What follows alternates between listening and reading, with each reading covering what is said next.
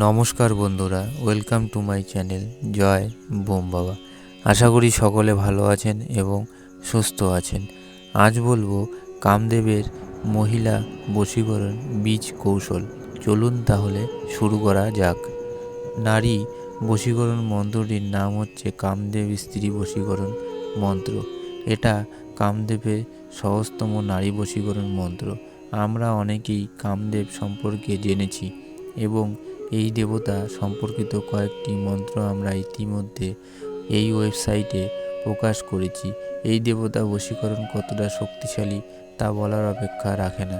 আপনি যদি বাড়িতে বা অন্য কোনো জায়গায় বশীকরণ ক্রিয়াকলাপ করতে অক্ষম হন, তাহলে আপনি এই সহজ স্ত্রী বশীকরণ মন্ত্রটি ব্যবহার করতে পারেন।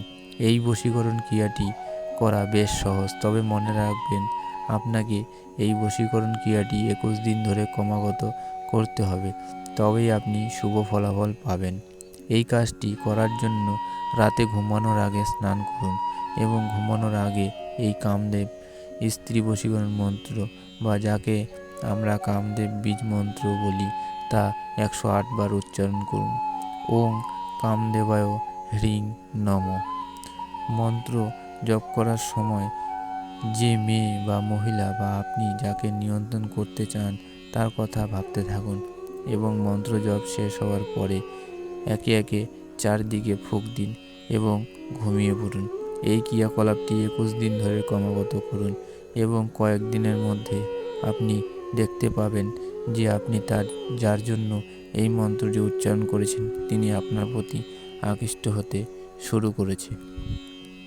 তবে এই ধরনের কাজ করতে প্রথমে গুরু অনুমতি প্রয়োজন।